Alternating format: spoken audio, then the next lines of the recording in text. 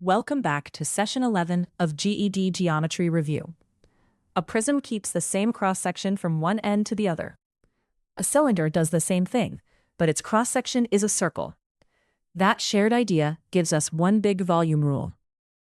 Here is the big idea.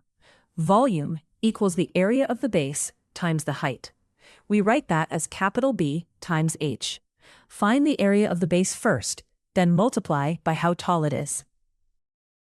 For a cylinder, the base is a circle, so its area is pi times r squared.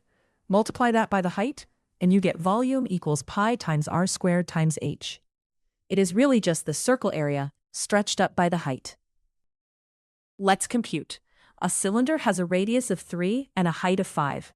Square the radius. 3 squared is 9, times pi is 28.26, times the height, 5, gives 141.3 cubic units.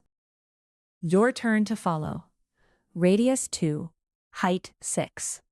2 squared is 4, times 3.14 is 12.56, times 6 is 75.36 cubic units. Square the radius first, every time. The most common slip is forgetting to square the radius before multiplying by the height. The radius is squared, the height is not. Square the radius, then multiply by pi, then by the height. Quick check.